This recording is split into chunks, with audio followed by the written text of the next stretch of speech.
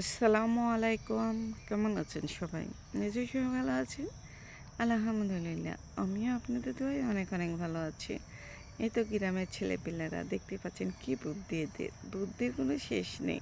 এরা কি না পারে? এরা সব পারে। দেখতেই তো পাচ্ছেন কিভাবে আম পাড়তে হয়।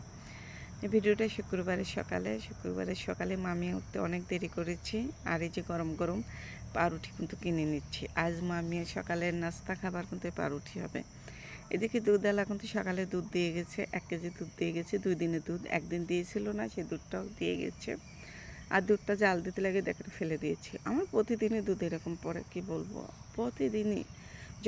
যখন মানে দুধের কাছে দাঁড়িয়ে থাকি, তাকিয়ে থাকি, তখন কিন্তু পড়ে না, উতলায় না। যখনই দেখি এদিকে ওদিকে তাকাই, তখনই দুধ উতলে পড়ে যায়। এটা নিত্যদিনের সঙ্গী আমার। আচ্ছা, দুধ পড়লে আমি রাগ করি না। ময়-মুরব্বিও বলে দুধ পড়া ভালো। এটা বলে সংসার আয় উন্নতি দেয়, মানে সংসার উতলে ওঠে। মুরব্বিরা বলে, কতটুকু সত্যি সেটা আমি জানি না। দুধ পড়লে বলে সংসারে বরকত। যাই হোক, আমি এজন্য রাগ করি না। যেটুকু রিজিকে থাকবে, নসিবে থাকবে সেটুকু থাকবেই, তাই না? তারপর দুধটাতে ভালোভাবে জাল দিয়ে নিয়ে এই যে গরম, গরম পাউরুটি। আর এই সকালবেলা গরম, গরম পাউরুটি মাঝে, মাঝেই আমি কিনি। আমার কাছে অনেক ভালো লাগে খেতে। আর বিস্কিট, পাউরুটি, এখানে কেক মানে প্রতিদিন সকালবেলা বিক্রি করতে আসে। যার মন চায় সে নেয়, আর যার মন চায় না সে নেয় না। আর আমি মাঝে, মাঝে নেই। আমার মেয়েটা পাউরুটি অনেক পছন্দ করে, তো আমি নেই। আর আজকে মামিয়ার নাস্তা হয়েছে এতো পাউরুটি দিয়ে।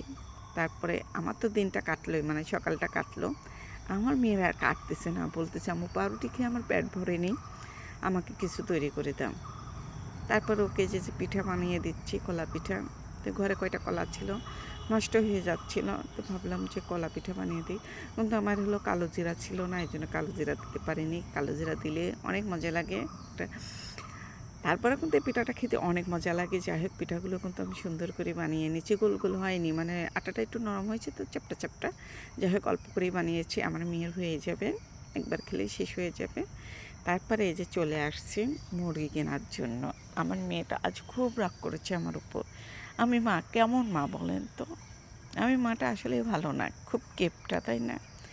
মুরগি বাড়ির পর থেকে মুরগি কিনবো সেই আশাতে রয়েছি, আর যে মুরগি পেলাম না। আমার এত খারাপ লাগলো, আমিও অনেক আশায় রয়েছি। আর দেখেন গ্রামের ছেলেপেলেরা কীভাবে বাঁশের সাথে হলো দোলনা বাঁধছে। এরকম দোলনা দিয়ে কিন্তু আমিও খেলেছি, ছোটোবেলা অনেক খেলেছি এইরকম। আর এই যে এই বাড়িতে মুরগি কিনতে আসছি। রাস্তা দিয়ে গেলে অনেকটু ঘোরা হতো, ঘুরে যেতে হতো। এই জন্য আমি বাগান দিয়ে সোজা রাস্তা দিয়ে এসে এই পাশ দিয়ে ভাবিকে ডাক দিলাম যে মুরগি বিক্রি করবেন নাকি? তো বললো যে বিক্রি করা হয়ে গেছে, এগুলো ছোটো ছোটো, এখনও সময় হয়নি বিক্রি করা। অন্য ঘরে একটা বিক্রি করছে, মাইকিং করেছে, আমি শুনিই নি, ঠসা হয়ে গেছি।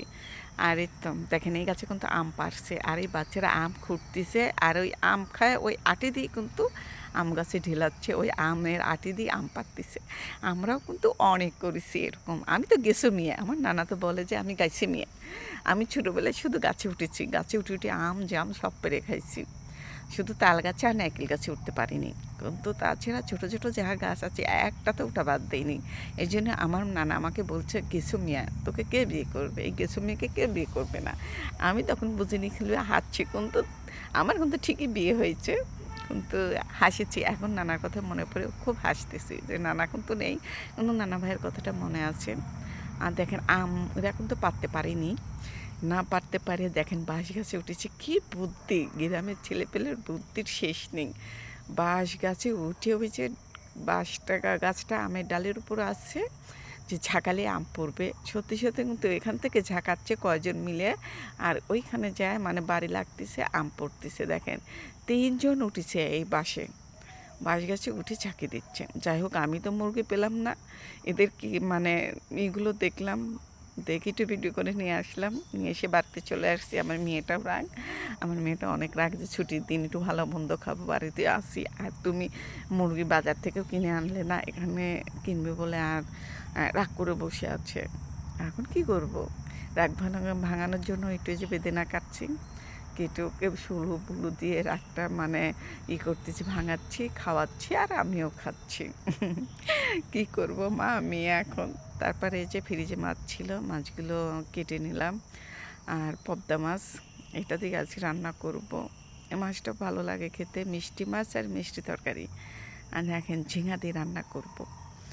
আর ঝিঙা দিয়ে মাছটা রান্না করে খেতে অনেক মজা লাগে। ঝিঙাগুলো আমি ছিলে নিয়ে চারডুম করে নিচ্ছি। এই তো আমার তরি তরকারি কাটা হয়ে গেছে। এখন আমি রান্নাঘরে চলে যাব আর এই তরকারিটা মাখিয়ে রান্না করব।